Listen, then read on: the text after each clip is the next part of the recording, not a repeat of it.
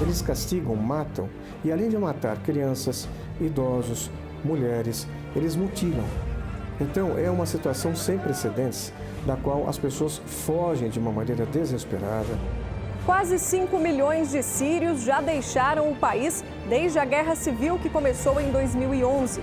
E o Brasil é o destino escolhido por vários refugiados. A Síria agora tem guerra. Lá tudo difícil, o trabalho também não é bom, não tem mais trabalho. Saiba como o judiciário tem julgado ações que beneficiam aqueles que são obrigados a deixar o país de origem por motivos religiosos, raciais ou políticos. E quando o idioma é um desafio para exercer a profissão? Um médico peruano foi impedido de trabalhar no Brasil por não ser fluente na língua portuguesa. O registro profissional dele foi negado e a discussão parou nos tribunais. Para o médico, basta a compreensão do paciente e que o paciente entenda as orientações e recomendações do médico. Adoção. Esse foi o caminho escolhido por Betina. E para ter direito aos 6 meses de licença, como outras servidoras, ela precisou entrar com um processo na Justiça Federal. É mãe, então aquele filho adotivo é um filho do coração e precisa também ser adaptado, algumas vezes com mais ênfase de ser trazido para a convivência naquela família, com aquela mãe. Tudo isso e muito mais agora no Via Legal.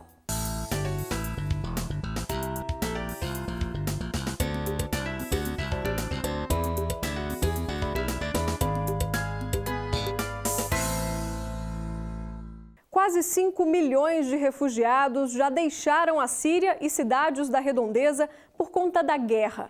Eles fogem da violência, da fome e da pobreza. Muitos vêm para o Brasil à procura de um lugar seguro para viver com a família. Mas para garantir o sustento, é preciso estar com a documentação em dia. Só que para ter o Registro Nacional de Estrangeiro em mãos e começar a procurar emprego, é preciso desembolsar quase R$1.000. A repórter Letícia Lagoa mostra agora a realidade de uma família síria que vive em São Paulo há mais de 3 anos e só conseguiu se manter no país depois de enfrentar uma luta nos tribunais. Uma guerra que dura 5 anos. A violência na Síria ganhou uma proporção assustadora. Conflitos entre governos, rebeldes e radicais islâmicos já provocaram a morte de milhares de pessoas. Além disso, a fome e a falta de remédios forçaram famílias inteiras a abandonarem suas casas. Uma caminhada longa e sofrida, considerada uma das piores crises na história da humanidade. Eles castigam, matam e, além de matar crianças, idosos, mulheres, eles mutilam. Então, é uma situação sem precedentes, da qual as pessoas fogem de uma maneira desesperada. Aquela criança, o Alan, aquele menininho de 5 anos de idade, que comoveu o mundo, e todos nós, toda vez que tocamos no assunto dele, representa o que significa a omissão dos outros países diante dessa crise que não há precedentes na história da humanidade. Entre os 5 milhões que já deixaram o país de origem com destino à Europa, há quem conseguiu atravessar não só a fronteira, como o mundo, para tentar uma nova vida. O engenheiro mecânico Talal, a esposa e os 2 filhos chegaram há 3 anos ao Brasil com apenas roupas e objetos pessoais na bagagem. Para sustentar a família, ele fez o que muitos estrangeiros fazem ao desembarcar na capital paulista: trabalhar no comércio do Brás. Eu trabalhei na feira de madrugada, box para vender roupa para criança. Depois eu trabalhei como engenheiro, porque eu sou engenheiro mecânico, como engenheiro na empresa, mais ou menos 10 meses. Depois eu saí da empresa. Mas agora eu trabalho como cozinheiro. Cozinheiro, mas dono do próprio negócio. O português ainda não está afiado, mas o tempero da família caiu no gosto da clientela. Talal e a esposa trabalharam duro e hoje fazem sucesso com a comida árabe e brasileira. Recentemente, abriram um restaurante numa região nobre de São Paulo. Todo dia, charuto, kibe, esfirra, falafel, porque aqui conhece o que é isso, o hummus. Talal teve ajuda financeira de amigos brasileiros para abrir o próprio restaurante, mas precisou procurar a Defensoria Pública e recorrer à Justiça para conseguir a isenção de taxas de permanência no país. Só para tirar um dos documentos exigidos, como este, o Registro Nacional de Estrangeiro, para toda a família, precisaria desembolsar cerca de R$1.000. Para tirar documentos, eu preciso pagar muito dinheiro. Às vezes, a família árabe tem muitas pessoas, não é igual a família brasileira, 2 ou 3 pessoas. A família árabe, às vezes, 4, 5, 6 pessoas. Então, é muito caro. A União alega que estrangeiros não têm os mesmos direitos dos brasileiros e, por isso, precisam comprovar boas condições financeiras. Mas o Tribunal Regional Federal da Terceira Região manteve a liminar de primeira instância, que determinou a gratuidade da emissão dos documentos. Segundo este desembargador, há uma lei específica que favorece aqueles que são obrigados a deixar o país de origem por motivos religiosos, étnicos, raciais ou políticos. Eu acredito até que deve haver um incremento, não por conta da gratuidade do benefício que é da obtenção do documento, mas em face da própria situação em que a Síria se encontra, né? O conflito cada vez parece que se estende até para outros países, né? Provavelmente nós vamos receber refugiados até de outros países, até da própria... alguns países africanos, etc., onde o Estado Islâmico atua de forma mais decisiva, né? O jovem Mamun também foi um dos beneficiados pela Justiça e conseguiu a nova identidade de graça. Ele deixou a cidade de Damasco, onde a família mora, e atravessou a fronteira com a Jordânia. Mas decidiu recomeçar muito longe dali. A Síria agora tem guerra. Lá tudo difícil, trabalho também não bom, não tem mais trabalho. Isso aí é melhor para outro país. O arquiteto se encantou com a agitada e imponente cidade de São Paulo e com a brasileira Bruna. Os dois se casaram há menos de 2 anos. Ele ainda está à procura de emprego, mas para quem já conseguiu fugir de uma guerra, nesse momento, só consegue agradecer. E agora eu feliz porque aqui Brasil, aqui país, tudo trabalho bom para mim, para tudo gente sírio. Não fácil, muito bom, país lindo. Eu muito feliz aqui.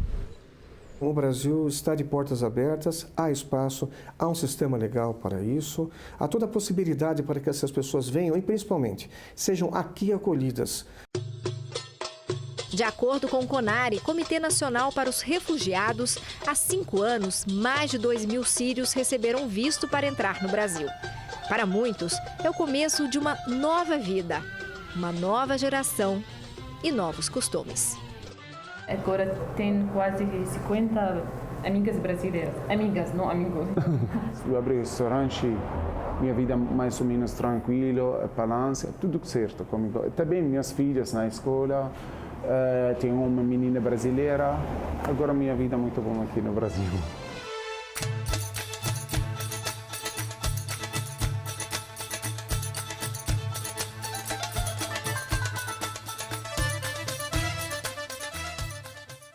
Além dos documentos, outra barreira que precisa ser superada pelo estrangeiro que decide deixar o país de origem é o idioma.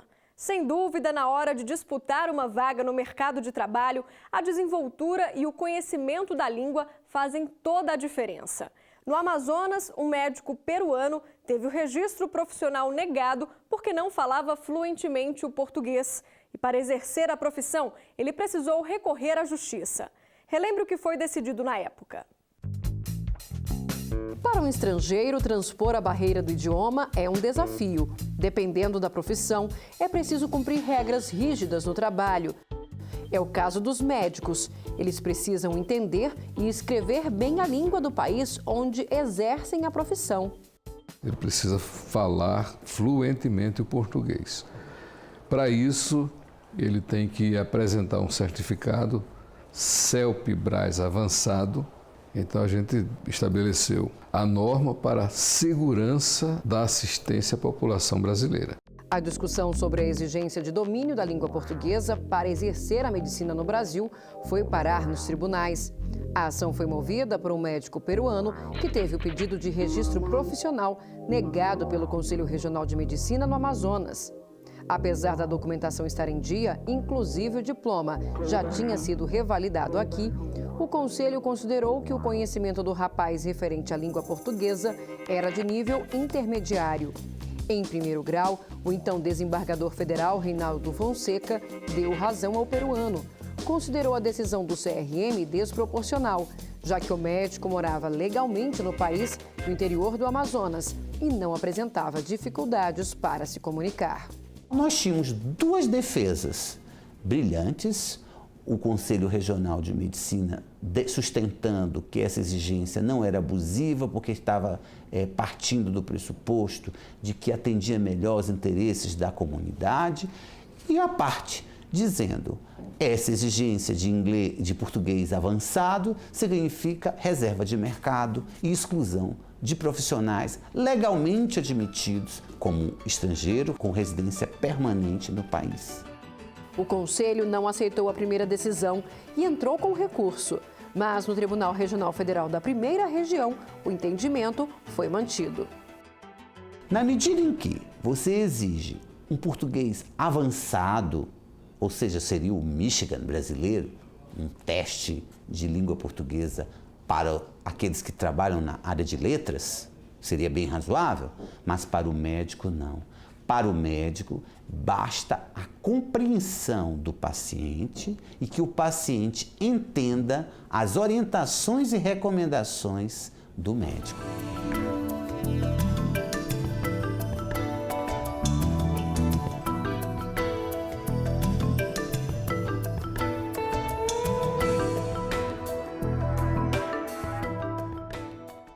E enquanto vários estrangeiros buscam uma oportunidade aqui, milhares de brasileiros sonham em morar no exterior. As promessas de emprego fácil e bons salários mascaram um dos crimes mais rentáveis do mundo, o tráfico de pessoas. São Paulo, Minas Gerais e Rio de Janeiro estão entre as principais rotas dos aliciadores. O tráfico de pessoas é a terceira atividade mais lucrativa do crime organizado no mundo. Só perde para o tráfico de drogas e de armas. As vítimas mais frequentes são mulheres entre 18 e 29 anos. Ele é chamado de escravidão dos tempos modernos, né? E eu acho que o fenômeno ele vem surpreendendo, porque eu acredito que a sociedade não tinha ideia da existência, né, de como pessoas poderiam ser objeto em pleno século XXI de tráfico, né, como que poderia existir o tráfico humano. Alguns casos chegam aos tribunais. Um deles envolve 4 brasileiros que foram presos na Itália, acusados de fazerem parte de uma organização criminosa que levava mulheres do Espírito Santo para o exterior. O objetivo era a exploração sexual.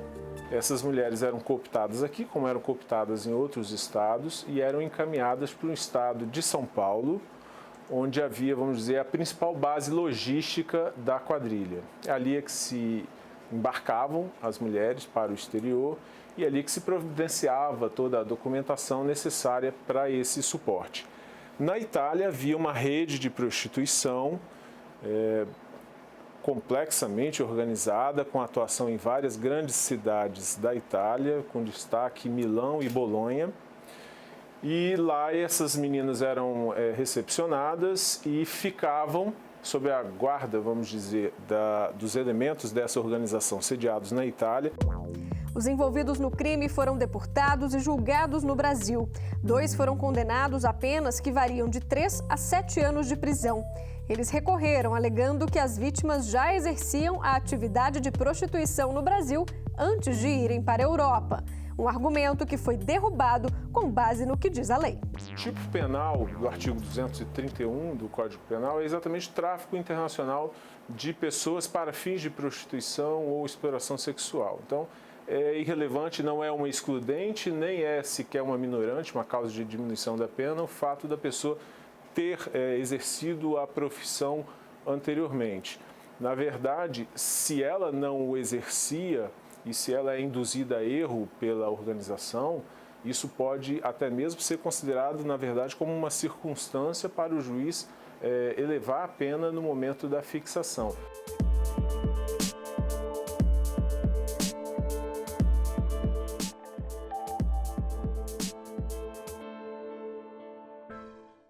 A chegada de um filho muda a rotina de toda a família e é preciso tempo para se adaptar. O mesmo acontece quando uma criança é adotada. Aliás, nesses casos, o convívio com os novos pais é ainda mais importante. Foi pensando nisso que uma professora da Universidade Federal do Rio Grande do Sul quis passar mais tempo com o filho adotivo. Quem conta os detalhes dessa história é o repórter Marcelo Magalhães. A espera por um filho normalmente dura 9 meses, mas a da Betina perdurou por um bom tempo. Foram 4 anos na fila até conseguir adotar uma criança. É uma gestação de 4 anos, né? Porque a gente vai ter um filho que eu chamava um filho genérico, em que a gente não, ao mesmo tempo não pode se preparar ou planejar coisas concretas como um dormitório, roupa, alguma coisa, porque a gente não sabe que sexo ou que tamanho essa criança vai ter. Betina decidiu adotar por um motivo que preocupa muitas mulheres, o relógio biológico. Quando eu percebi que, apesar de poder ter filhos biologicamente, seria bastante complicado a idade que eu tinha, uma gravidez biológica. Então, ao invés de tentar outros meios que pudessem me trazer maior frustração, eu decidi entrar na fila da adoção. O tão sonhado filho veio de um abrigo da zona sul de Porto Alegre. Para preservar o menino, ela prefere manter o anonimato da criança, mas garante que a rotina nunca mais foi a mesma. Os primeiros dias eles são sempre de descobertas, né? A gente tem que descobrir o que ele gosta de comer, o que ele gosta de brincar, como é que é os horários, como fazer para dormir, né? Então esse reconhecimento mútuo, assim, é primordial nessas primeiras semanas e segue, eu acho, a vida toda, né, em fases diferentes, assim. Para se adaptar foi preciso tempo e, por ser servidora pública, ela teve apenas 30 dias de licença maternidade. Esse era o período previsto para mães que adotam crianças de 2 a 4 anos. Para ter mais tempo com o filho, a servidora solicitou à universidade a extensão da licença, mas o pedido aqui foi negado. Por isso, ela entrou com uma ação na Justiça Federal. A ideia era ter o mesmo direito de uma mãe biológica, ou seja, ficar com a criança em casa pelo menos durante 4 meses. A gente impetrou um mandado de segurança, né, com fundamento na Constituição Federal e no Estatuto da Criança e do Adolescente, tendo em vista que as crianças adotadas e os filhos biológicos têm direito a permanecer com a mãe durante o período igual, né, qual seja 120 dias prorrogáveis por mais 60. Após perder em primeira instância, a Universidade Federal do Rio Grande do Sul recorreu ao TRF4. A instituição alegou que a extensão da licença viola o Estatuto dos Servidores. Mas, para a desembargadora federal relatora do processo, o papel de mãe é o mesmo. Por isso, o pedido da servidora foi aceito. Está se dando um tratamento diferente para mãe biológica, né, que tem um prazo maior, em detrimento daquela que adotou, que deve ter o mesmo tratamento, né? Mãe é mãe, então aquele filho adotivo é um filho do coração e precisa também ser adaptado, algumas vezes com mais ênfase, de ser trazido para a convivência naquela família, com aquela mãe. Uma criança um pouco maior, ela realmente precisa se adaptar a essa nova condição, se introduzir nessa família, conviver com essa mãe que fez esse gesto tão bonito de adotar uma criança, né? Essa psicóloga concorda. Esse tempo é fundamental para criar laços com a nova família. Esse período inicial determina muitas dessas coisas, né? Não quer dizer que a gente não possa reconstruir isso, né? Obviamente a gente pode, tem a possibilidade, né, de pensar como é que foi, o que vai ser daqui para frente, a possibilidade de fazer terapia, mas esse período inicial é muito importante, assim, na constituição dessa segurança básica, né? A psicóloga conta ainda que o caso da Betina revela uma mudança de hábito de muitos brasileiros. Antigamente, há 20, 30 anos atrás, a gente via que os candidatos queriam adotar só bebês. né? E hoje em dia, em função da não disponibilidade mais de bebês, né? Tanto quanto se tinha antes, até por um investimento maior na família biológica, por causa do direito à convivência familiar e comunitária, né, que as crianças têm, estabelecido pelo Estatuto da Criança e do Adolescente, esse perfil que os candidatos vêm desejando tem aumentado bastante. Recentemente, o Supremo Tribunal Federal mudou as regras e estabeleceu o prazo de 180 dias de licença para servidoras públicas com filho adotado. Antes dessa decisão, as adotantes tinham direito a 30 dias de licença, prorrogáveis por mais 15. Uma conquista que beneficia mães como Betina. Não teria como ter construído esse relacionamento de forma que ele ficasse se sentindo super bem e à vontade, sem esse tempo que a licença me proporcionou, né? Então, acho fundamental a gente lutar e continuar lutando por esse direito da criança de ter a mãe ou o pai junto, né? Eu sempre fui uma pessoa muito feliz, né? Eu acho que o filho ele veio me fazer mais feliz, né? É um outro papel que eu tinha na vida, que eu tenho na vida agora, além de todas meus outros eus profissionais, de irmã, de filha, enfim, de amiga. Agora eu sou mais uma coisa que é ser mãe.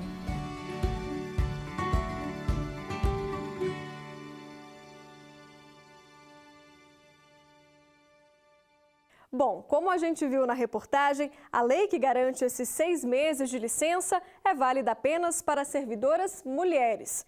Mas na fila de pretendentes, há também pais solteiros que querem adotar e ter os mesmos direitos. No Recife, um servidor público conquistou esse benefício. Tempo necessário para estreitar ainda mais os laços com o filho adotivo. Reveja o caso. No Recife, 332 crianças e adolescentes esperam pela adoção. Enquanto isso, quase 1.000 pretendentes a pais ou mães aguardam para realizar o sonho de ter um filho. A conta não bate e a explicação é simples. A maioria das pessoas impõe restrições que dificultam o processo. A principal delas está relacionada à idade. O maior interesse é por crianças entre 0 e 3 anos. E a maioria dos jovens que vivem em casas de acolhimento já passaram dos 12. Existe uma incompatibilidade com o desejo dos pretendentes e a realidade que a gente tem nas casas de acolhida. Eu acho que eles têm muito preconceito, uma pré-ideia do que é essa criança de 4, 5, 6 anos. Que quando eles entram em contato, eles entendem, é uma criança, né? As pessoas têm muito receio de como é que elas viveram, do que é que elas vão trazer, a bagagem que as pessoas chamam. Um desafio que este pai decidiu enfrentar. A criança tinha 4 anos quando os dois se conheceram. O anonimato é uma forma de preservar a identidade do filho e, assim, não prejudicar o longo processo de adaptação. Eu percebi já nos primeiros dias que ele era uma criança extremamente agressiva. As mudanças são paulatinas e elas vêm ocorrendo e é visível isso. Assim que recebeu a certidão de nascimento, o pai respirou aliviado. Mas sabia que uma outra etapa ainda mais complexa estava por vir. Era preciso estabelecer laços afetivos a partir da convivência diária. E por isso, o servidor público entrou com um pedido de licença maternidade extensiva para pai solteiro na esfera administrativa do órgão onde trabalha, a Superintendência do Desenvolvimento do Nordeste. O pedido foi negado e a saída foi procurar a Justiça Federal, que garantiu ao pai o direito a 6 meses de licença. Até então, o benefício só havia sido concedido nesses moldes a mães solteiras e casais homoafetivos, adotantes de crianças com menos de 1 ano de idade. A ideia da licença, tanto para o pai quanto para a mãe, é permitir essa aproximação, especialmente no caso da adoção, que é essencial para formar laços, para garantir uma formação de um vínculo afetivo. Se antes as reações da criança eram de agressividade, agora as respostas são dadas com risadas e carinho. Características que o pai garante ficaram mais fortes durante o período que ele passou em tempo integral ao lado do filho.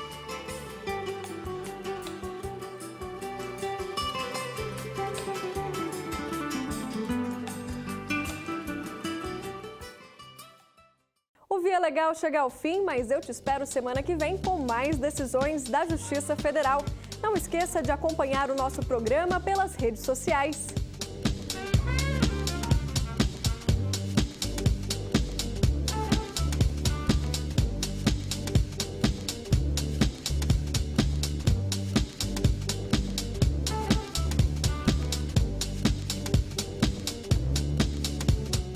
Até mais, tchau!